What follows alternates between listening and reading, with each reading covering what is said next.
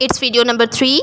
In this video, we shall discuss and read an essay. जी बेटा, here we shall discuss about an essay. First of all, let's see the definition of an essay. An essay is a structured set of arguments in response to a specific question. It means you have given one specific topic and you have to write a structured set of arguments about that particular topic. An essay is a group of paragraphs about a specific subject. It supports one main point, but the subject is too complex to be developed in just one paragraph. Several paragraphs are needed to fully support the main points of an essay. It means you can't complete your essay in one paragraph. You have to write more than one paragraphs in essay. A short piece of writing on a single or specific subject is called an essay. The minimum number of paragraphs for an essay is 3. First one is introduction, second one is body paragraph, and third one is conclusion. These 3 paragraphs are must included in an essay. Furthermore, you can write more than 3 paragraphs. How you can write an essay? First of all, you decide a topic, then you decide the title.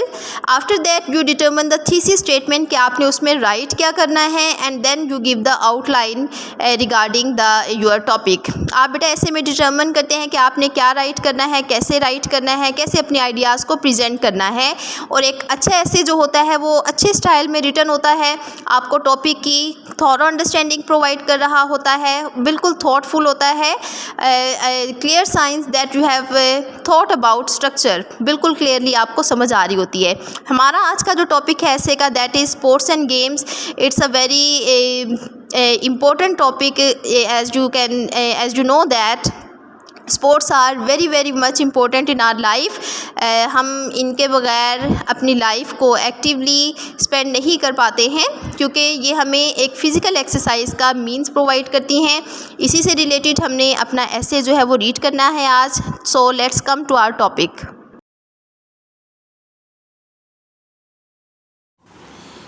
Sports and games. ये students, now let's translate our essay. Sport is a preserver of health. Sport खेल सेहत की मुहाफिज है. ठीक है, यह खेल सेहत की हिफाजत है, आप जैसे भी इसको कहें. Everyone likes sports and games. हर कोई खेलों को पसंद करता है. Because they are very important in our life. क्योंकि ये हमारी ज़िंदगी में बहुत अहम है. You can see the importance of sports and games in our life.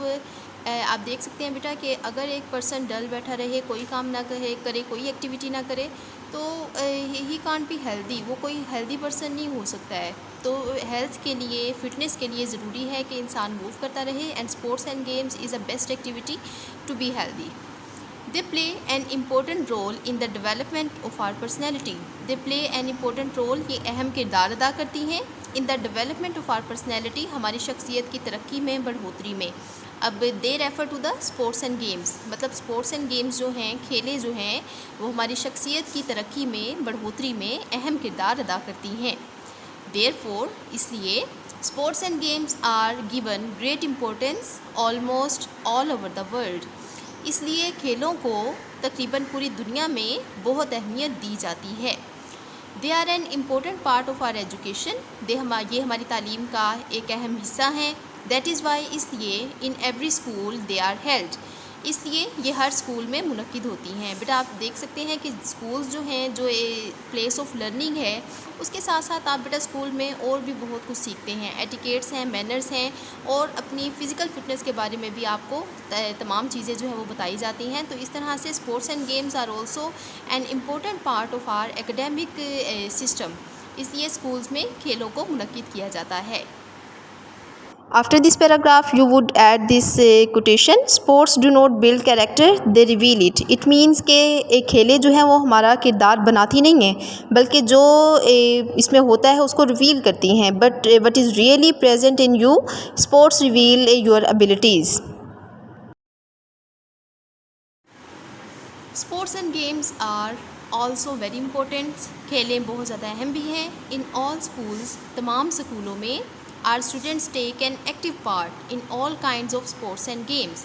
तमाम स्कूलों में हमारे तुलबा इन खेलों, हर किस्म के खेलों में एक्टिवली पार्टिसिपेट करते हैं, एक्टिवली हिस्सा लेते हैं. इन दिस वे, इस तरह से they keep themselves healthy and fit.